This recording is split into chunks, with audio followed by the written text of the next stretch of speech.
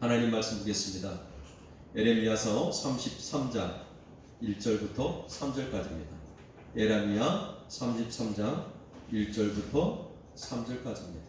봉독합니다. 시작. 에레미야가 아직 시대의 뜰에 갇혀 있을 때에 여호와의 말씀이 그에게 두 번째로 임하니라. 이르시되 이를 행하시는 여호와, 그것을 만들며 성취하시는 여호와, 그 이름을 여호와라 하는 이가 이와 같이 이르시되 너는 내게 부르짖으라. 내가 응답하겠고 내가 알지 못하는 크고 은밀한 일을 내게 보이리라. 아멘. 그렇습니다. 오늘은 구원의 부르짖음, 구원을 향한 부르짖음이라는 말씀을 가지고 우리가 같이 은혜를 나누도록 하겠습니다. 우리 1995년 6월 30일 무슨 날인지 아십니까? 1995년 6월 30일 삼풍백화점이 붕괴된 날입니다. 기억하십니까? 다 아시죠? 삼풍백화점 붕괴된 날을.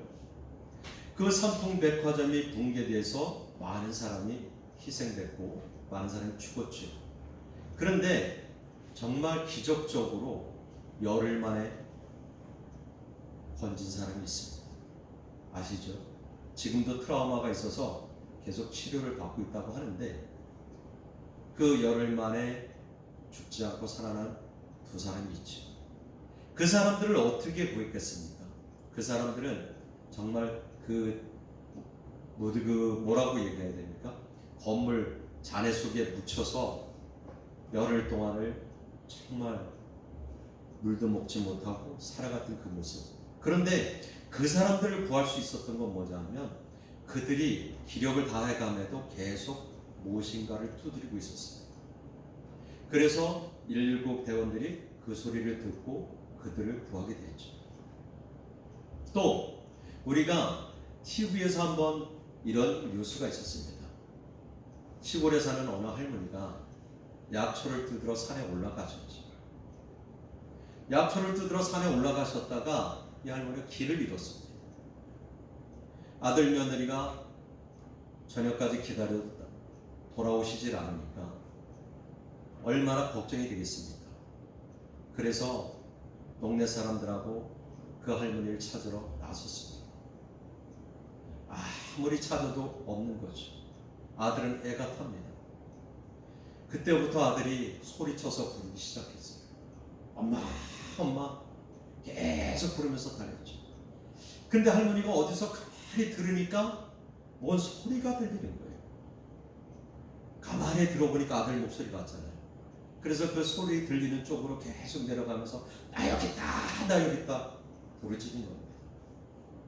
그래서 정말 그렇게 부르지 않았다면 그 할머니는 어려운 가운데 처할 수 있는데 밤늦게 그 할머니를 구할 수 있었습니다.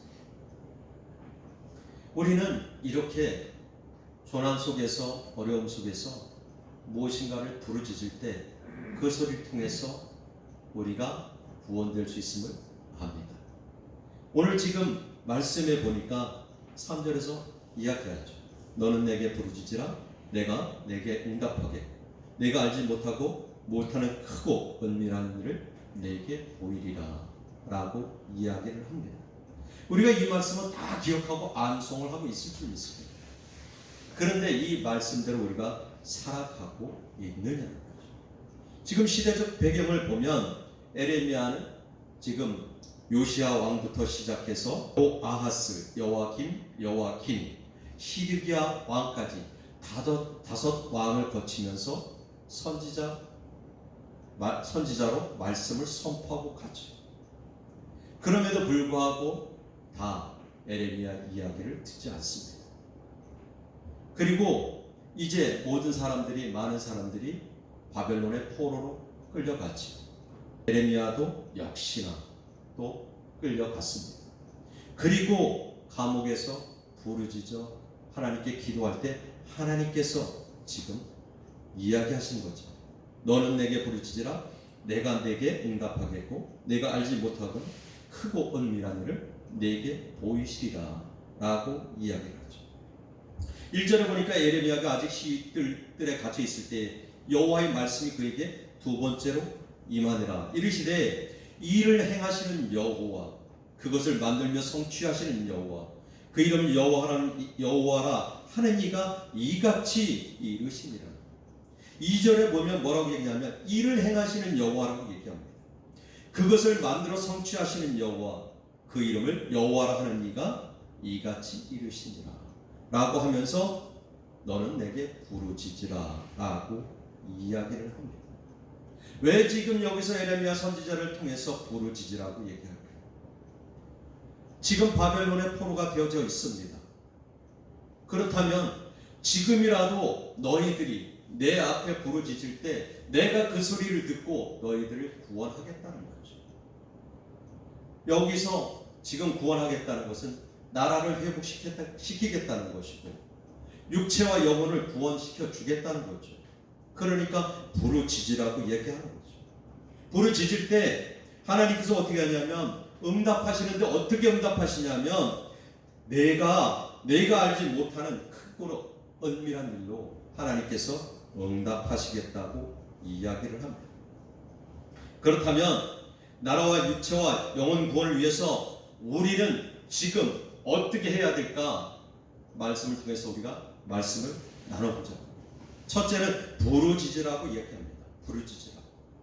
부르짖다 히브리어로 카라 이렇게 얘기합니다. 의미는요, 부르다, 선포하다, 소환하다 라는 뜻을 가지고 있죠. 즉 해석해보면 나를 부르짖어 기도하라 라는 뜻을 가지고 있습니다. 절망 때에 부르짖어 기도하라는 것입니다. 바벨론의 포로가 되어졌죠. 절망 가운데 있을 수밖에 없지. 우리도 일제 36년의 포로 생활을 경험했지 않습니까? 그러니까 부르짖어 기도하라는 것이죠. 부르짖어 기도하는 것이야말로 나라를 잃은 절망과 낙심 가운데서 나올 수 있는 길임을 하나님은 이야기하고 있는 것입니다. 부르짖어 기도할 때 사도행전에서 16장에서 착고가 풀리고 바울이 실라가 그곳에서 나올 수 있었던 것처럼 부르짖어 기도할 때 감옥에서 나올 수 있는 것을 이야기하고 있는 것입니다. 우리는 얼마만큼 하나님께 부르짖어 기도하고 있습니다. 정말 절박함이 간절할 때 부르짖어 기도하죠. 성전에 나와서 부르짖어 기도하십시오. 은밀히 계신 그 주님 앞에 부르짖어 기도하라고 얘기합니다. 에레미야 29장 12절에서 13절에 이렇게 얘기하죠. 너희가 내게 부르짖으며 내게 와서 기도하면 내가 너희 기도를 들을 것이요 너희가 온 마음으로 나를 구하면 나를 찾을 것이요 나를 만나리라 라고 얘기하죠. 에레미야서를 통해서 하나님은 부르짖어 기도하라고 몇 번씩이나 이야기합니다. 왜 부르짖어 기도하라고 할까요? 부르짖어 기도할 때 말씀의 능력이 선포되기 때문에 그렇습니다. 부르짖어 기도할 때 악한 세력들이 떠나가고 하나님께서 그 소리를 듣기 때문에 그렇죠. 우리가 조용조용 기도해도 하나님 다 아셔요. 소곤소곤해도 하나님 다 아십니다. 우리의 머리카락까지 세신 하나님께서 뭘 모르겠어요. 그럼에도 불구하고 부르짖으라고 얘기하는 것은 내 입을 크게 열라고 얘기하는 것은 하나님 앞에 부르짖으며 그 부르짖음 속에 하나님의 간절한 마음을 담으라고 이야기하죠. 시편 81편 10절에서 12절에 이야기하죠. 나는 너를 애굽 땅에서 인도하는 여호와 내 하나님이니 내 입을 크게 열라 내가 채우리라. 입을 크게 열라고 하죠. 속삭이지 말라고 얘기하죠. 우리가 인간 관계 속에서도 어떤 모습입니까? 쏘곤 얘기하면 잘 안 들리죠. 답답하지요. 그러니까 뭐라고 얘기해? 좀 더 크게 얘기해. 잘 안 들리잖아 라고 얘기할 수 있죠. 하나님도 똑같은 거죠. 다 들림에도 불구하고 크게 부르짖길 원하시는 겁니다. 그때 하나님께서 우리가 원하고 구하고 간구하는 모든 것을 채우겠다고 이야기하시는 것입니다. 우리가 복음서를 통해서 부르짖어 예수님 앞에 달려왔던 모습을 너무 잘 기억하죠. 마태복음 20장 30절에서 34절에서 말입니다. 맹인 두 사람이 길가에 앉아있다가 예수님이 지나가신다면 듣고 소리질러 주여 우리를 불쌍히 여기소서 다윗의 자손이여 하니 무리가 꾸짖어 잠잠하라 하되 더욱 소리질러 이르되 주여 우리를 불쌍히 여기소서 다윗의 자손이여 하는지라. 예수께서 머물러 서서 그들을 불러 이르시되 너희에게 무엇을 하여 주기를 원하느냐. 그러니까 34절에서 뭐라고 얘기합니까? 33절에서 이르되 주여 우리 눈을 뜨기를 원하나이다. 예수께서 불쌍히 여기서 그의 눈을 만지시니 곧 보게 되어 그들이 예수를 따르니라 라고 얘기하죠. 누가복음 18장 38절에서 43절에서는 또 다르게 얘기하죠. 내가 너희에게 뭘 주길 원하냐 라고 하니까 41절에서 뭐라고 얘기해요? 주여 보기를 원하나이다. 그러니까 42절에서 예수님께서 그에게 이르시되 보라 내 믿음이 너를 구원하였다.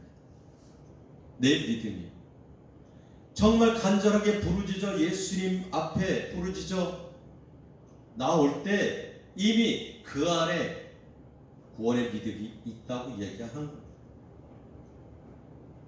그래서 41절을 보니까 곧 보게 되어 하나님께 영광을 돌리며 예수를 따르니 백성이 다 이를 보고 하나님을 찬양하니라 라고 얘기하죠.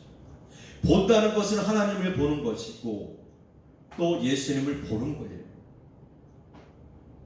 감기웠던 눈이 띄워지는 거죠. 역적 눈이 띄워지는 거예요. 이것을 우리는 본다라고 얘기할 수 있습니다. 그래서 지금 맹인들이 하나님을 찬양하며 예수님을 따르는 것이죠. 예수님이 하나님의 아들이심을 그들이 느끼고 깨닫는 거예요. 우리가 부르짖어 기도할 때 하나님께서 이렇게 응답하심을 깨달았으면 좋겠습니다. 두 번째는요, 응답하겠고 라고 얘기를 합니다. 응답하겠고. 사무엘상 7장은 사무엘 선지자가 이스라엘을 사사로서 이스라엘을 다스리고 있죠. 그리고 이스라엘 백성들이 이야기합니다.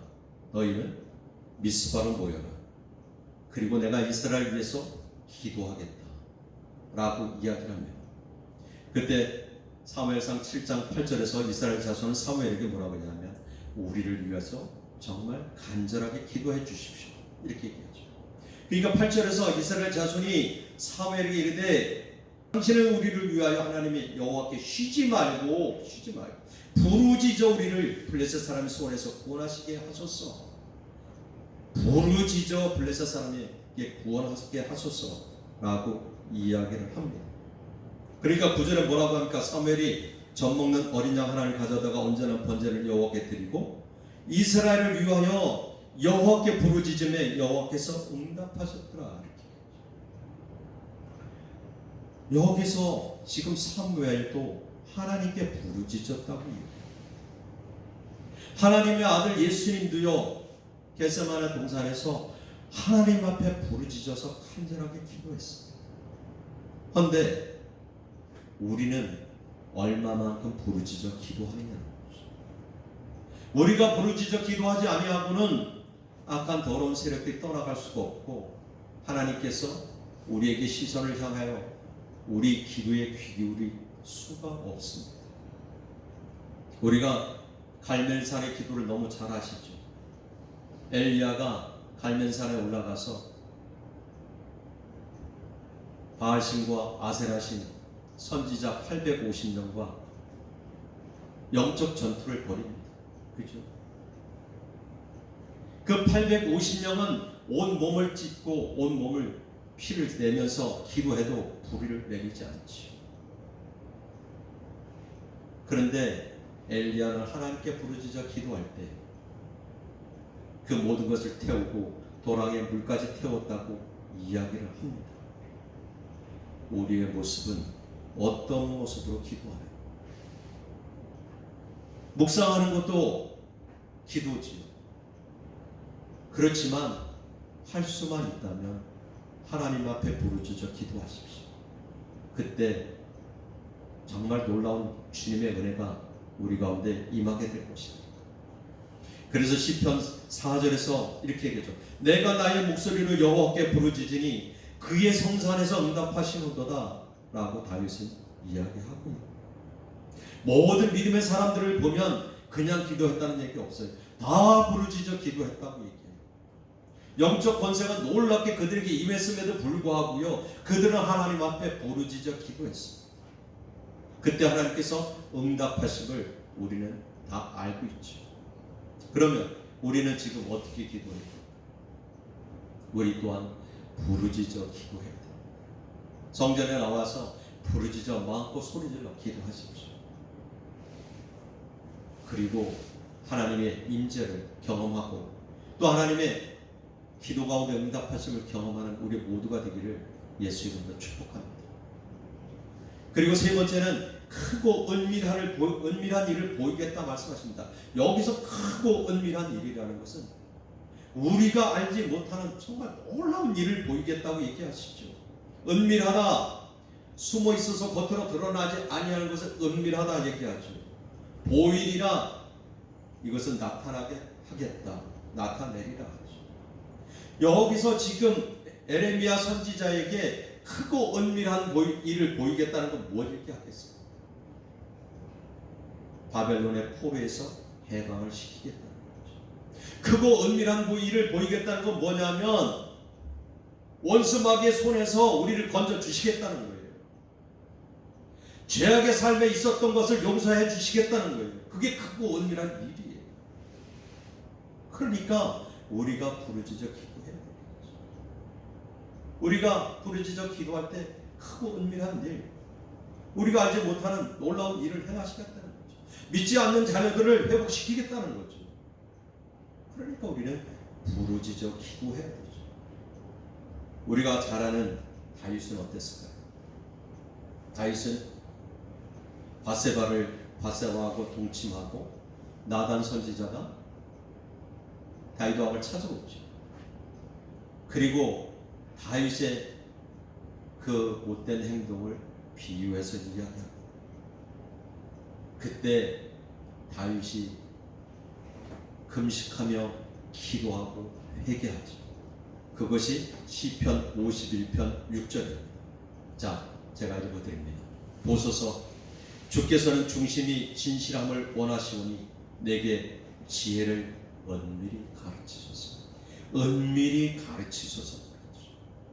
모든 사람이 알지 못하게 저에게만 은밀히 가르쳐 주시옵소서.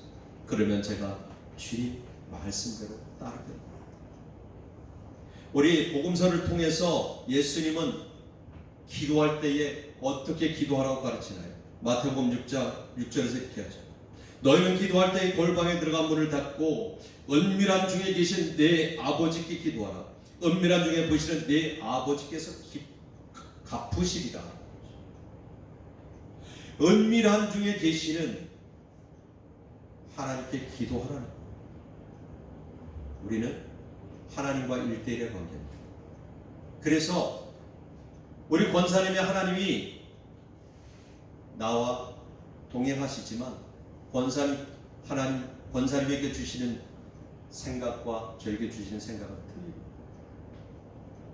그러니까 그 은밀히 계신 하나님 앞에 기도해야 되죠. 마태복음 6장 18절에 이렇게 하죠. 금식하는 자로 사람에게 보이지 않고 오직 은밀한 중에 계신 네 아버지께 보이게 합니다. 은밀한 중에 보시는 네 아버지께서 갚으시리라. 그러면 하나님은 우리가 어떤 마음을 품고 있든 어떤 생각을 가지고 있든 다 알고 계신다는 거예요. 그리고 갚으시겠다는 거죠. 이 말은 드러내지 말고 하나님과의 관계 속에, 깊은 관계 속에 들어가라는 겁니다. 우리의 모습은 어떤가요? 사랑하는 사람이 있지요. 다 경험 있잖아요. 그렇죠? 사랑하는 사람을 만나면 어떤 생각이 들던가요? 집안 식구들이 많이 있으면, 또 친구들이 많이 있으면 조금 방해받지. 그래서 둘이 있고 싶잖아요. 호젓하게 둘이. 왜 둘이 있고 싶은가요? 사랑하니까 그렇죠. 아무 방해도 받지 않고 그렇죠. 둘이 있을 때 행복한 거죠. 그런데 그 자리에 누가 끼면 어떻게 돼요? 분위기 별로 안 좋잖아요. 그죠? 하나님도 똑같아요. 하나님도 우리를 사랑하시기 때문에 우리와 나와 함께 하시길 원하는 거예요. 나와 단둘이 있길 원하시는 거죠. 그래서 골방에 들어가 기도하는 거예요. 은밀히 계신 하나님께 기도하라는 거예요. 그러면 하나님께서 그 기도 가운데 응답하시고 축복해 주시겠다고 이야기하는 겁니다. 우리의 간절한 기도는 결코 헛되지 않습니다. 하나님께서 들어주십니다. 다만 우리가 그것을 깨우치지 못해서 그래요. 하나님께서 가장 적절한 방법으로 가장 적절한 시기에 응답하십니다. 그래서 우리는 기도해놓고 응답하셨는지 안 하셨는지 잘 깨닫지도 못할 때가 너무 많이 있죠. 우리가 정말 은밀히 계신 그 하나님 앞에 부르짖어 기도하는 우리의 삶이 되어질 때 하나님께서 우리에게 놀라운 축복의 은혜를 부어주실 것입니다. 그래서 그런 모습으로 우리가 하나님 앞에 나아갔으면 좋겠어요. 그래서 정말 하나님 앞에 기도하는 모습 되어졌으면 좋겠습니다. 우리가 아까도 전자에서 얘기했지만 누군가가 길을 잃으면 소리쳐서 상대방을 찾습니다. 그렇죠? 그런데 우리가 어려움이 있을 때, 고난 가운데 있을 때 어떻게 해야 될까요? 우리는 하나님께 부르짖어야 되죠. 저는 해군 생활을 했잖아요. 그죠? 해군 생활을 하다 보면 조난되는 사람들이 많이 있습니다. 그 사람들이 파도가 그렇게 치는데도 계속 소리를 치죠. 여기요, 여기요.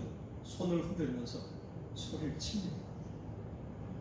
그럴 때 우리가 그 모습을 보고 달려가듯이 하나님께서도 우리가 부르짖어 기도할 때 우리의 기도에 응답하시고 우리가 알지 못하고 크고 은밀한 그 일을 우리에게 보이실 것입니다.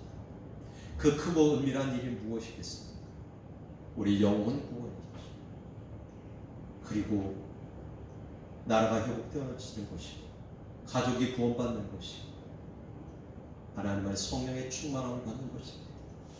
그러니까 우리가 정말 부르짖어 기도하는 우리의 모습이 되어지기를 예수의 이름으로 축복합니다. 아멘.